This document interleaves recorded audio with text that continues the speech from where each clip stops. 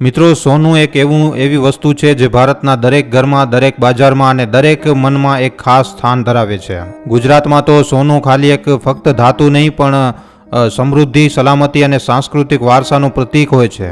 લગ્ન હોય, તહેવાર હોય કે રોકાણની વાત હોય, સોનું હંમેશા ચર્ચાનું કેન્દ્ર રહ્યું છે. પરંતુ 2025ના વર્ષમાં એક નવો વિષય બજારમાં ગુંજી રહ્યો છે: સોનાના ભાવ ઘટશે. આ ચર્ચા ફક્ત ગુજરાત કે ભારત પૂરતી મર્યાદિત નથી, પરંતુ વૈશ્વિક બજારમાં પણ આ વાત ટ્રેન્ડિંગ ન્યૂઝનો ભાગ બની છે. આજના આ વિડીયોમાં આપણે આ ચર્ચાના મૂળ, તેના કારણો, ગુજરાતના બજાર ઉપર તેની અસર, ગ્રાહકો અને રોકાણકારકોની માનસિકતા અને ભવિષ્યની શક્યતાઓ ઉપર વિગતવાર ચર્ચા કરીશું. આ વિડીયો મિત્રો ગુજરાતી લોકો માટે ખાસ રીતે તૈયાર કરવામાં આવ્યું છે, જેથી આ વિષયને તેઓ સરળતા અને ઊંડાણપૂર્વક સમજી શકે. વિડીયો ખૂબ જ ખાસ છે, માટે વિડીયોને છેલ્લે સુધી જોવા તેમજ લાઇક અને શેર કરવા ખાસ વિનંતી. મિત્રો, ગુજરાતમાં સોનું એક ફક્ત રોકાણનું સાધન નથી, પરંતુ તે એક ભાવનાત્મક મૂલ્ય ધરાવે છે. દિવાળી, નવરાત્રી, લગ્નની સિઝન અને આ બધા પ્રસંગોમાં સોનાની ખરીદી શુભ પરંપરા છે. અમદાવાદના ઝવેરી બજારથી લઈ અને સુરતના સોની બજાર સુધી દરેક શેરીઓમાં સોનાની દુકાનોમાં ગ્રાહકોની ભીડ હંમેશા ગૂંજતી રહે છે. ગુજરાતીઓ માટે સોનું એક એવી સંપત્તિ છે જે માત્ર આજની નહીં પણ આવનારી પેઢીઓ માટે પણ સુરક્ષિત રોકાણનું માધ્યમ ગણાય છે. પરંતુ જ્યારે સોનાના ભાવ ઘટવાની વાત આવે છે ત્યારે લોકોના મનમાં બે પ્રકારની લાગણી જન્મે છે મિત્રો. એક તો ખરીદીનો ઉત્સાહ, કારણ કે ઓછા ભાવે વધુ સોનું ખરીદી શકાય, અને બીજું ચિંતા કે જે લોકોએ ઊંચા ભાવે સોનું ખરીદી રાખ્યું છે તેમનું રોકાણ શું ઘટશે. 2025માં બંને લાગણીઓ બજારમાં સ્પષ્ટપણે જોવા મળી રહી છે. 2025ની શરૂઆતથી જ સોનાના ભાવમાં ઉતાર ચઢાવની ચર્ચા શરૂ થઈ. એપ્રિલ 2025ની આસપાસ અમુક ન્યૂઝ રિપોર્ટોએ દાવો કર્યો કે સોનાના ભાવમાં નોંધપાત્ર ઘટાડો થયો છે. ઉદાહરણ તરીકે એક અહેવાલમાં જણાવવામાં આવ્યું હતું કે 4 દિવસમાં સોનાનો ભાવ લગભગ 2 થી 3% ઘટ્યો છે, જેના કારણે ગ્રાહકોમાં ખરીદીનો ઉત્સાહ વધ્યો છે. આ ઘટાડો ફક્ત ભારતીય બજાર જ નહીં પરંતુ વૈશ્વિક બજારમાં પણ જોવા મળ્યો છે. ગુજરાતમાં આ ન્યૂઝની અસર ખાસ કરીને જોવા મળી. અમદાવાદના ઝવેરીઓનું કહેવું છે કે ભાવ ઘટવાની વાત સાંભળીને ગ્રાહકોની પૂછપરછ વધી ગઈ છે. ખાસ કરીને લગ્નની સિઝન નજીક આવતા લોકો ઓછા ભાવે સોનું ખરીદવાની તક ઝડપવા માંગે છે. પરંતુ આ ઘટાડો કેટલો ઘટશે? શું આ ફક્ત ટૂંકા ગાળાનો ટ્રેડ છે કે લાંબા ગાળે સોનાના ભાવ ખરેખર નીચે જશે? આ પ્રશ્નનો જવાબ આપણે વિડીયોમાં આગળ જાણીશું. સોનાના ભાવમાં ઘટાડો એ એક જટિલ પ્રક્રિયા છે જેમાં વૈશ્વિક અને સ્થાનિક બંને પરિબળો ભૂમિકા ભજવે છે. કેટલાક મુખ્ય કારણો છે જે 2025માં સોનાના ભાવ ઘટવાની ચર્ચાને આધાર આપે છે. જેમ કે સૌથી પહેલું છે કે વૈશ્વિક અને આર્થિક સ્થિતિ. સોનાના ભાવ વૈશ્વિક બજારમાં ડોલરની મજબૂતી, ફુગાવો અને અન્ય ચલણોની સ્થિતિ ઉપર ઘણું આધાર રાખે છે. 2025માં અમેરિકન ડોલર નોંધપાત્ર રીતે મજબૂત થયો છે. ડોનાલ્ડ ટ્રમ્પની નવી આર્થિક નીતિઓ, ખાસ કરીને ટેરિફ અને વેપાર સંબંધિત નિર્ણયો ડોલરની કિંમતને વધારી રહ્યા છે. જ્યારે ડોલર મજબૂત થાય છે ત્યારે સોનાનું જે વૈશ્વિક બજારમાં ડોલરમાં ટ્રેડ થાય છે તેનો ભાવ ઘટે છે. આ એક મૂળભૂત આર્થિક સિદ્ધાંત છે જે સોનાના ભાવને અસર કરે છે. વધુમાં વૈશ્વિક ફુગાવો 2024ની તુલનામાં કંઈક અંશે નિયંત્રણમાં આવ્યો છે. ફુગાવો ઓછો થવાના કારણે રોકાણકારોનો સોના તરફ ઝુકાવ ઘટ્યો છે, કારણ કે સોનું સામાન્ય રીતે ફુગાવાના સમયમાં સેફ હેવન એસિડ તરીકે ગણાય છે. 2025માં બદલતી આર્થિક સ્થિતિએ સોનાના ભાવ ઉપર દબાણ લાવ્યું છે. બીજું છે સોનાની માંગ અને પુરવઠો. ભારત વિશ્વનું સૌથી મોટું સોનાનું ગ્રાહક બજાર છે અને ગુજરાતમાં તેનો મહત્વનો ફાળો છે. નંબર 2, સોનાની માંગ અને પુરવઠો. ભારત વિશ્વનું સૌથી મોટું સોનાનું ગ્રાહક બજાર છે અને ખાસ કરીને ગુજરાત તેમાં મહત્વનો ફાળો આપે છે. લગ્ન, તહેવારો અને રોકાણના હેતુથી સોનાની માંગ હંમેશા ઊંચી રહે છે, પરંતુ 2025ની શરૂઆતમાં ઊંચા ભાવના કારણે ગ્રાહકોની ખરીદી ઘટી હોવાનો અહેવાલો છે. ખાસ કરીને ગુજરાતના નાના શહેરો અને ગામડાઓમાં જ્યાં લોકો બજેટની મર્યાદા ખરીદી શકે છે ત્યાં ઊંચા ભાવે સોનું ખરીદવું ઘણા લોકો માટે મુશ્કેલ બન્યું. આ ઉપરાંત વૈશ્વિક બજારમાં સોનાનો પુરવઠો વધ્યો. ખાણકામ કંપનીઓએ નવી ટેકનોલોજીનો ઉપયોગ કરીને ઉત્પાદન વધાર્યું, જેના કારણે બજારમાં સોનાની ઉપલબ્ધતા વધી.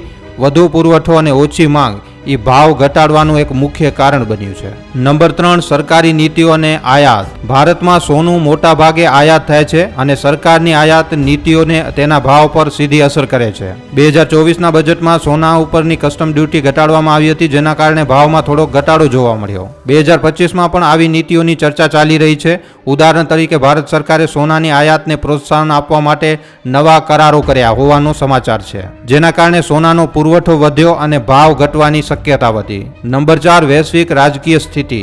રાજકીય અસ્થિરતા સોનાના ભાવને વધારે છે, કારણ કે રોકાણકારો આવા સમયે સોનામાં રોકાણ કરવાનું પસંદ કરે છે. પરંતુ 2025માં મધ્ય પૂર્વમાં શાંતિની શક્યતા અને રશિયા યુક્રેન યુદ્ધની અસર ઓછી થવાના સંકેતો જોવા મળ્યા છે. આના કારણે રોકાણકારોનો ઝુકાવ સોનાની અન્ય એસેટ્સ જેમ કે શેર બજાર અને ક્રિપ્ટોકરન્સી તરફ વળ્યો, જે ભાવ ઘટવામાં ફાળો આપે છે.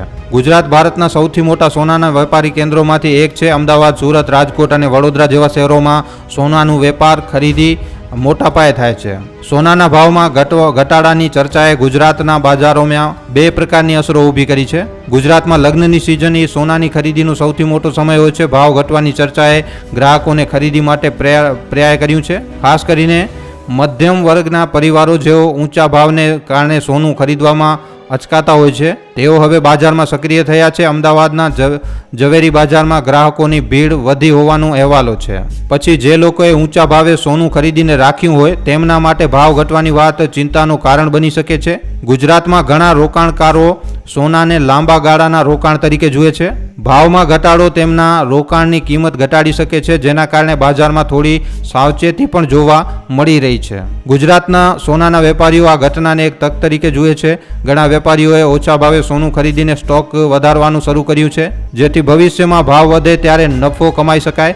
સાથે જ ગ્રાહકોને આકર્ષવા માટે ડિસ્કાઉન્ટ ઓફર્સ અને ખાસ સ્કીમ પણ શરૂ કરવામાં આવી છે. સોનાના ભાવ ઘટશે એ ચર્ચા હાલ ટ્રેન્ડમાં છે, પરંતુ શું આ ઘટાડો લાંબો ટકશે? આ સવાલનો જવાબ આપવા માટે આપણે થોડો મુખ્ય પરિબળો ઉપર ધ્યાન આપવું પડશે. જો ડોલરની મજબૂતી ચાલુ રહે અને ફુગાવો નિયંત્રણમાં રહે તો સોનાના ભાવ નીચે રહેવાની શક્યતા છે. પરંતુ જો કોઈ નવી રાજકીય અથવા આર્થિક કટોકટી ઊભી થાય તો સોનાનો ભાવ ફરી એકવાર વધશે. પછી ભારતીય બજારની વાત કરીએ તો ગુજરાત સહિત ભારતમાં લગ્ન અને તહેવારોની સિઝન નજીક આવી ચૂકી છે. આ સમયે માંગ વધવાની શક્યતા છે, જે ભાવને ફરી એકવાર ઉપર લઈ જઈ શકે છે. સરકારની નીતિઓની વાત કરીએ તો સરકારની આયાત નીતિઓ અને કરવેરામાં ફેરફાર ભાવને અસર કરશે. જો આયાત શુલ્ક ઘટે તો ભાવ નીચા રહી શકે છે. જો તમે લગ્ન કે તહેવાર માટે સોનું ખરીદવા માંગો છો તો હાલનો ઘટાડો એ એક સારી તક હોઈ શકે છે, પરંતુ બજારનું નિરીક્ષણ અને નિષ્ણાંતોની સલાહ જરૂર લેવી. જો તમે લાંબા ગાળાના રોકાણ માટે સોનું ખરીદવા માંગો છો તો ભાવ ઘટવાનો લાભ લઈ શકો છો, પરંતુ સોનાની અને અન્ય એસેટ્સમાં પણ રોકાણ કરીને તમારું પોર્ટફોલિયો વૈશ્વિક સભર રાખો.